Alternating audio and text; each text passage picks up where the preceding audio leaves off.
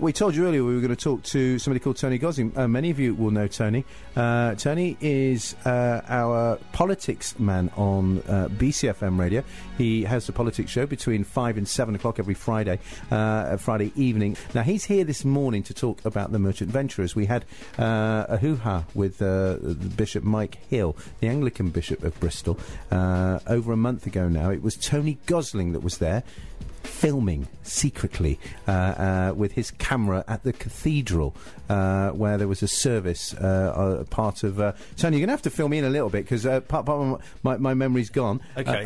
But you were filming at a service that you weren't supposed to be filming at. Well, I don't know about that. It came out. Yeah, well, look... What the Bishop was saying. The way it's happened is... I mean, look, I worked for the BBC in the 1990s. And I've also done a website about this organisation, the Bilderbergs. They're a massive... basically, they control most of the money in the Western world. Very secretive organisation that meets once a year. And I'm also an ex-squatter. So I've got a sort of very broad, I think, view of things. Okay. Now, look... Let me just ask when it came to who the merchants, you are, first of all. Let's establish who you are and why you're saying what you're saying. And I do the politics show from 5 to 7 every Friday on here. So, look... the merchant venturers, when I first came to Bristol, I was a little bit suspicious about them because there'd just been a documentary on HTV. Now, it's the only documentary that's ever been made. This is back in the old days when they used to make documentaries. Nowadays, basically, they're just sitting there doing the nightly news, but there isn't really much. HTV's disappeared. It's been subsumed by this giant ITV for the whole of the country. And, I looked at what was going on with the merchants, and I see them rather like the international Bilderbergers. They're sort of behind the scenes, and we can vote for whoever we want, but they still own things. They own the city. Ultimately, they own vast areas of land up in Clifton. They're also directors and shareholders of some of the biggest institutions. I'm talking about banks, utility companies, and I see them as almost like the permanent government. These are the guys that actually really own things, and it doesn't matter who you vote for, they're still going to own it. But, Tony, surely people will say... They say the same thing about me. Pat, you're a conspiracy theorist. Here you go again. These people own this. No, it's not true. None of it's true. How do you know? Are you not just one of those moany journalists that wants to, I'm not saying make up stuff, but... This is what the critics will say. You just want to have a go at the establishment because you're left-wing and you don't like the way things are at the moment. Isn't that your reasoning behind you saying what you're saying? Well, yes, I mean, I veer to the left for a basic reason. That's because I believe in equality. And what we're seeing in Britain is a big gulf opening up between the rich and the poor. For example, we were talking about the utility companies just then, which, for example, Chris Curling, who's the new master of the merchant venturers, he sits on the board of Bristol Water. Now, this morning in a report which has been released by the government, What's he the called? Master. It's a bit Doctor Who, isn't it? Yeah. The Master of the Merchants. Now, the utility companies just a bit report out this morning about them, saying that this is something that many of us know, but we need to be reminded, is that they charge poor people more than they charge rich people. This isn't a regressive tax. And what we're seeing is this is actually dividing. It's driving a wedge through society. How do they do that? Well, because for things like key meters, for example, if you're paying by direct debit, which many poor people cannot afford to do, as you simply cannot say you can take whatever you want out of my bank account. I get you now. And that's what's happening there. But anyway, the origins, I think, of the merchants are fascinating, and they go right back into medieval times when the control of trade by ships, all the trade was done by ships in those days, was done by these sort of networks around Europe. It started in the 1200s with something called the Hanse, which was from Holland and Germany, and then there was an organisation set up called the Merchant Adventurers, which was right across Europe. It controlled the trade. So the merchants effectively were those people that ran they were shipping. the Bristol version of these older organisations. Okay. And they like to keep a monopoly on things. So in other words, you weren't going to ship anything from anywhere to anywhere without their say-so. Okay. A little bit, it's a little bit like a sort of a roof.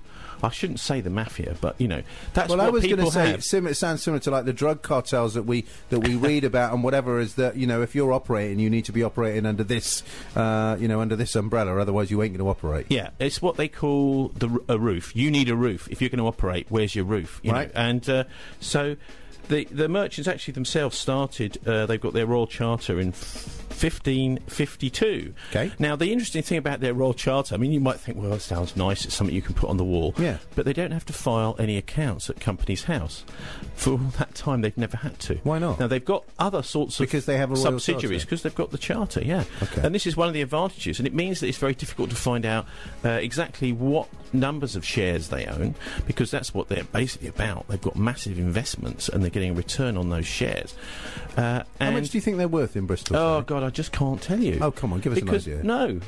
10 grand, 100 grand, impossible. 5 million, it must 10 be. million? I mean, it's into the many, many multi-millions. Right. I mean, we know the Mayor, George Ferguson, who used to be a merchant venturer, right. is a millionaire. You know, he's got more than, we know that. We know that. But the actual organisation... He doesn't hide that, does he? No, I'm not saying he does. Yeah. But, you see, you've got a big organisation. I think it's about 85 now. Merchants. They got a maximum number of 85, which included Margaret Thatcher when she was alive. Right. It's got the Queen, the Duke of Edinburgh, and many of the great and good of the entire country. Let's focus on Bristol. Let's focus on Bristol, though, and just give us so. There'll be people listening. Okay, we've heard of the merchant venturers. We know who they are. Big deal. They're rich people. They've got a royal charter. They own a few bits and pieces. We know what their history is. So why should we be worried and disturbed? One of them happens to be on the board of Bristol Water. So what? No, it's not just one of them. Look, in this documentary I mentioned back from 1995. It explains that all of the major institutions in the city have got a lot of merchant ventures on them. That's basically where you'll find them. Right. Things like the banks, the big oil companies they've got shares in, for example. The media. At the time the documentary was made, they were chairing the company that owned the Bristol Evening Post. Do you want a clip utility of this? companies. Yeah. Also, NHS Trusts, both of our NHS Trusts that have a spend of £1 billion together every year of our money are both chaired by merchant venturers. The Central Bristol Trust, which is University Hospitals Bristol Trust, is chaired by John Savage, who's a former master of the merchant venturers. Right. And the North Bristol Trust is chaired by Peter Rylett, who's also a merchant venturer. So they're in some of these key positions. The other thing is that we've got this thing now called the Local Enterprise Partnership. This was trumpeted last year by Nick Clegg. Right. Came to town and said, we're going to do a city deal and your Local Enterprise Partnership's going to get loads of new power as well. Don't tell me merchant venturer chairs it? It's chaired by a merchant venturer, and it's run in secret. They are managing now all our public land, for example. Something called the Public Property Board is part of the Local Enterprise Partnership. Should we play a piece of this? They're managing our public land, and we're not allowed to go into the meetings. We're not allowed to see what's happening. Do you want to hear this? So just explain what we're gonna listen to. Right. Well, back in 1997, when we had a functioning ITV company here called HTV that were making both. I mean, I think probably by 1995 they'd stopped making dramas, but they did make dramas in the 1970s and 80s. Some brilliant dramas. This was a documentary called West Eye View, made by their head of news and current affairs, James Garrett, who's still around the city, and he's I think done an excellent job in that documentary, which you can view online, in pulling apart who these people are.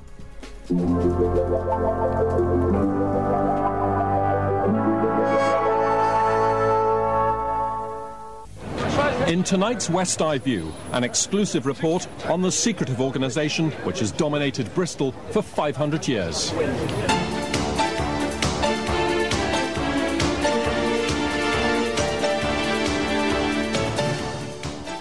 It's not the sort of society that you can pick up the telephone and and ask to become a member.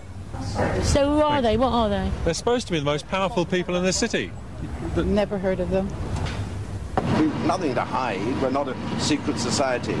We're working as an organisation with the best endeavours of a community at heart.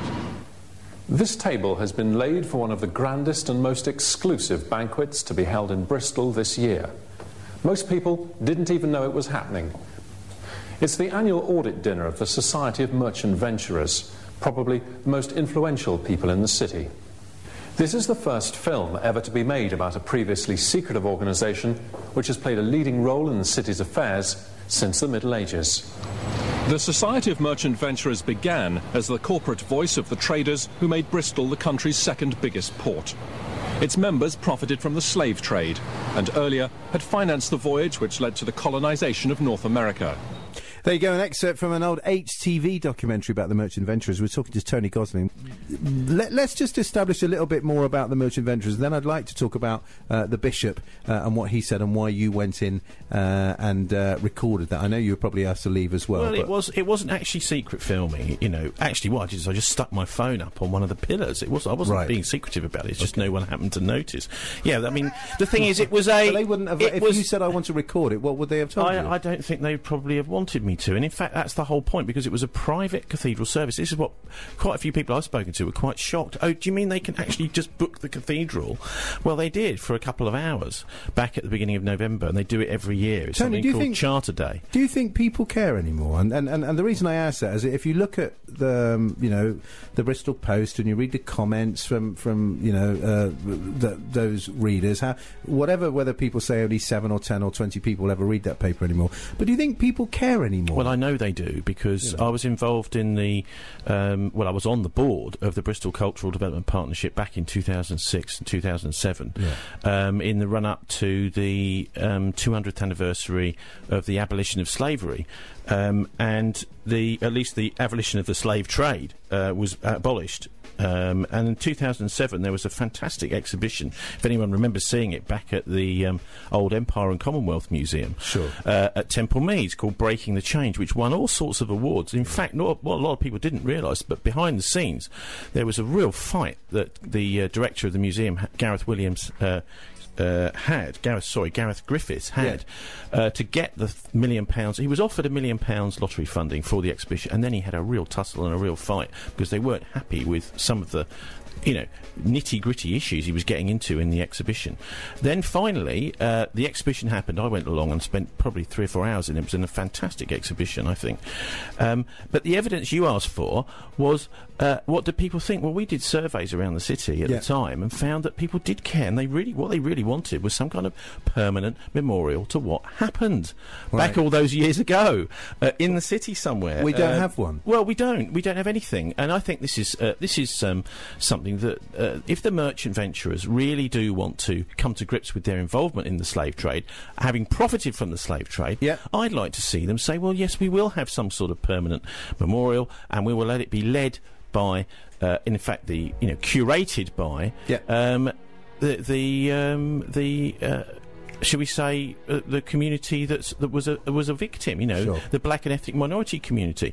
So that then puts some meat, I suppose, on the words where they say, oh yes, well, we are sorry about this. So you believe there's a resistance amongst the merchant venturers? Are there any? They're in denial. Can I ask a question? In denial. Are there any black merchant venturers? As far as I know, none at all. No, certainly I didn't see any when I was in because they all kind of troop into the private thing in the cathedral. Do they dress in their special uniforms or something? They all dress up. Well, they have their top hats on, but they don't. The men don't wear them in the cathedral. Right. The women wear all their hats. The ladies, and it is. I just find that the whole thing is a little bit nasty today when we've got such income inequality, and these people. One of the things they say, Pat, is, and you regularly get this from, we put more into the city than we take out. Well, then show us your accounts. Because actually, I think what's happening is they're creaming off a little bit from all of our utility bills and going into the coffers of the merchant venturers. But you say you think that. What evidence do you have? Well, we have evidence that they have shares. I mean, from the last investigation that was done by Rich Cookson from the Big Issue, that they do have investments in utility companies, oil companies, this kind of thing. So it's like every time you're filling up your tank, a little bit's going to them. Okay, but you're quoting some research from the Big Issue, and surely if that's from the Big Issue, then that's going to be on the side of those without. It's an initiative set up for homeless people. So hang on a minute. No, I'm trying to be. Right, yeah. Is that not going to be biased? Let me explain. I don't think it is. No, because it's one of the only times that anyone, Rich Cookson, has spent literally months actually trying to find out and go through the accounts as much as possible. Now, obviously, as I said, they don't file accounts because they've got a Royal Charter Act Companies House, but some of their subsidiaries do. So he managed to find out quite a bit about what their investments were through that. Okay. And it's quite clear that they have big investment in those sorts of utility companies, the sort of things we need every day. The banks, for example. Now, listen, I call them the banksters because, if you look at what's been going on in the City of London over the last 7 or 8 years, you've found money laundering going on, fixing the LIBOR rates, foreign exchange fixing, but all this kind of thing. Hardly any of these people none ever of go them to have prison. none of them have been prosecuted. Sorry, I'm not supposed to be on your They've side. been fined out of court. They've been fined out of court. Now, I mean, we've got a dreadful situation with the economy, supposedly. This, whatever it is, 1.4 trillion debt. If you con £67.50 from your working tax credit, the chances are, if you don't tell the truth, you'll go to prison, right? If you're a working person, £67.50, you'll go to prison. But if you're a bankster, what happens? Well, they're so-called too big to jail, aren't they? Never mind too big to fail. Okay. Listen, so there is an elite, and I think the merchants are Bristol's elite. We're going to stop there just for now. This is your award-winning One Love Breakfast, online and on your mobile. On BCFM 93.2 and Ujima 98. The information you need. Live from Inner City, Bristol. The One Love Breakfast. We're talking to Tony Gosling in just a tick. Talk about the merchant venturers. Are they just a little group of old men that dress up in funny costumes and drink sherry together? Or is it a little bit more sinister? Are they like a mafia-style organisation that quietly control areas of the city, control our lives, control our incomes, like the Freemasons? Do they have people on committees and chairing organisations that in actual fact do end up controlling what happens in the city? Is it as sinister as that? Tony Gosling, our politics editor, presenter of the Politics Show on BCFM, and also a whole host of other programmes, former BBC journalist as well. Tony, is it that sinister, or are they just a group of funny old men that want to just carry on and keep their club alive? Well, one of the sinister things I did find was that they've got this kind of big badge up on Merchants Hall, which is up on the promenade in Clifton, just up by the Downs there, and they've got a Latin slogan, which of course most people walking past would never bother to translate or wouldn't know what it meant. It's Indocilis Pauperiem Patti. Now, anyone like to guess what that means? Oh, they got my name on there. No, I don't know. Indocilis Pauperiem Patti. Hey, Patti. What does it mean? What it means is the poor are stupid and long-suffering. Are you serious? I'm deadly serious. That's what it translates as. The poor are stupid and long-suffering. So I think that's a bit of a sort of taking the mickey kind of insult and arrogant of them to have that kind of slogan stuck there. And, there is something a little sinister, isn't there, about any organisation which isn't transparent about what they do. The translation, is that really, or could it be, a little bit like people would say that, some Latin is an exact language, and could it not be interpreted? All I did is I got my Latin dictionary. Could it not be interpreted in another way? I translated it in exactly what my Latin dictionary said. So that word, for example, could it not say, like, the poor are hopeless, or the poor are... could it not mean something else, or is it... Are you just saying, look, this is the translation I decided to... There is possibly a positive spin on it. If I was their PR people, I would say the poor are stupid and they have suffered such a lot. Yeah. And they could say it as such a, in a sort of sad way. Yeah. But I think it's also, it's open to misinterpretation, and it's open to actually quite a sinister interpretation. Mm-hmm. They are.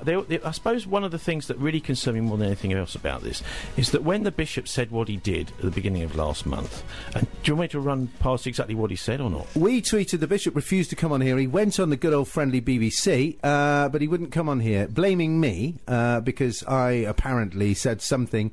All I said... Do you remember what I tweeted, Carolyn? Because Carolyn, our producer, blames me as well. But tell me why.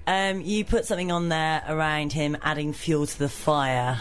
Yes, I said, can you please clarify your comments? Your silence only adds fuel to the fire. And the comments that I understood were made were comments that insinuated to a group of impressionable, maybe 500 young kids, all part of the merchant venturers schools and whatever, and the merchant venturers, insinuated that maybe we shouldn't question this man's reputation and moral standing. The fact that he was a slave trader, he made all his money, all these accusations were possibly questionable. That's what I got from what he said. And to me, that is a despicable bit of lying, brainwashing, not even misinterpretation, just straight lies to a group of impressionable children, because he seems to have been serving the merchant venturers. And when you are a man of faith, not just a normal everyday priest or vicar or reverend, you're a bishop.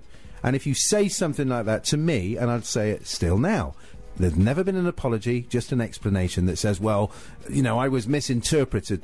Well, fine, maybe you feel you were, but you've never said sorry to the thousands of people who you've caused offence to. So that's why. And also, just on that, I did go back and say, the door is open. As in, if you want to come in and explain, that's what we're asking you to do. So as far as I'm concerned, Mike Hill has said a lot of stuff about homelessness and said and done some amazing things in this city to try and support the plight of those without. But when it comes to race, I'm sorry, you've let me down, and I think you've given anybody, from the Christian religion, an extremely bad reputation. That's just my view on it. Sorry, I had to tie my colours to the mast. Tony, your thoughts, and you have a transcript, and you were there. Yeah, well, I think that there has, remember, from the time immemorial in this country, we've had quite a good tradition of non-conformism. That is to say, Christians who do not go along with the Anglican Church. And here's a very good reason to be a non-conformist, I think. Right. He's saying it's speculation in front of all these school children. But let's think about who those school children are. We've had this new Merchants Academy, which was set up in Withywood. Now, it was funny, isn't it? Because when they talked about having Cabot Circus as the Merchants' Quarter, there was an outcry. Yeah. Oh, we can't have that. But we can have a Merchants' Academy. Yeah, you can have it in Withywood, because that's where post readers live. Yeah, well, in a way, they got away with it, didn't they? There was complaints from within the merchant venturers. I remember very well the former chairman of HTV, Louis Sherwood, who was a merchant venturer, saying we must not call this Cabot Circus, as it now is, Merchants' Quarter. But they have got away with it by calling it Merchants Academy. This is the place where let's remember, the school where they proposed to have a rifle range as part of the school, to actually train kids to shoot as part of the school, and that was an outcry about that, and that never happened. But this is the sort of thing that they're doing. I think the merchants now is they're moving into all sorts of public things that should be public. I actually think that our basic utilities, things like electricity, gas, water, that kind of thing, should be owned by the public for a very good reason.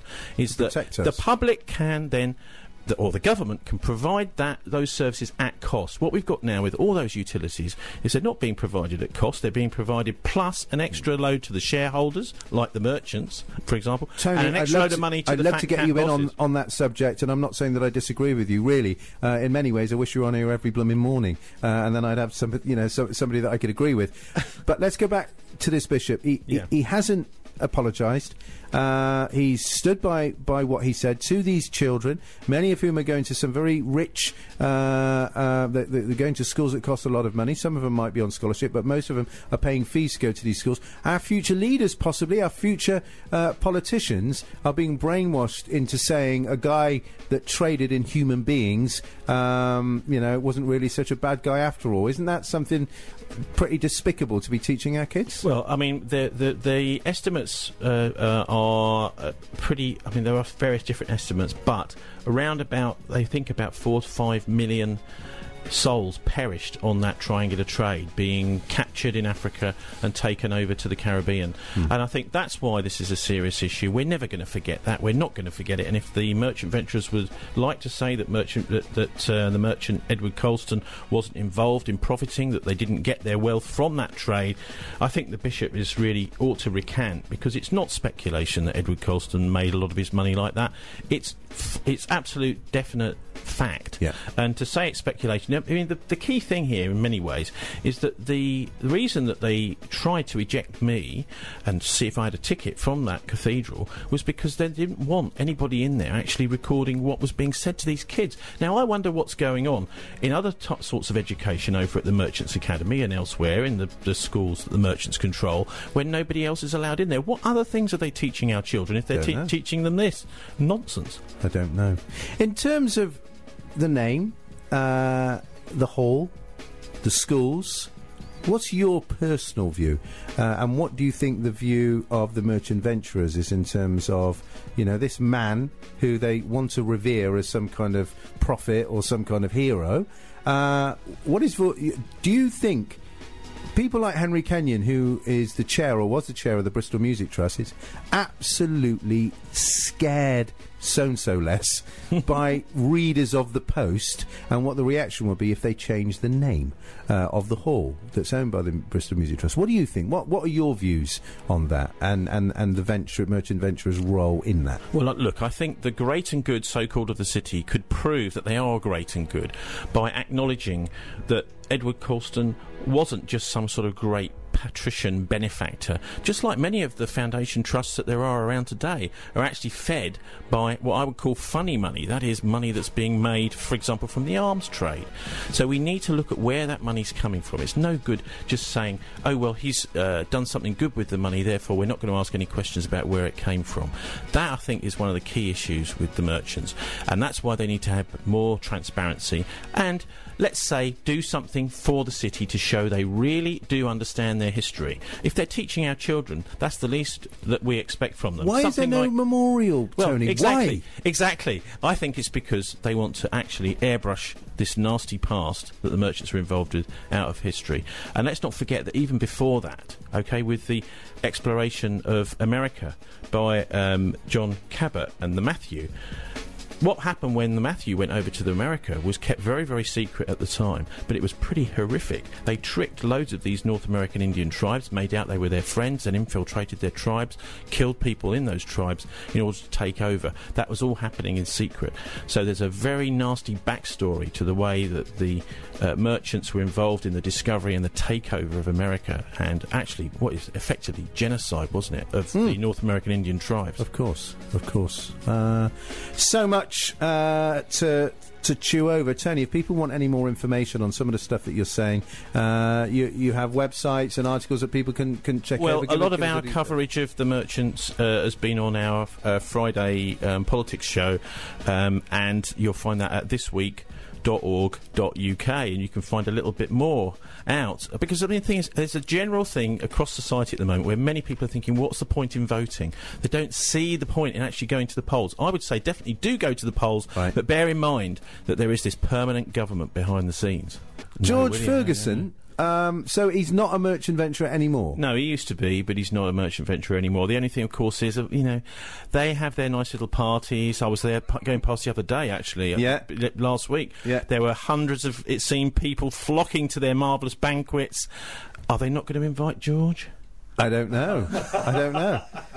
Prim, by the way, has texted in. There are other texts. He's just said about you, Tony, I love that guy, a true historian. Oh, there you go. So that's about Tony Gosling. Tony, thank you very much indeed for coming in on the One Love Breakfast. You need to come in on a regular basis, I think, because there are so many topics we could bring to everyone's attention, especially with elections coming up. Ooh. People need to know what's going on. So either come in live or give us some it would be really good to have you. Will do, Pat. All right, Tony, thanks very much indeed.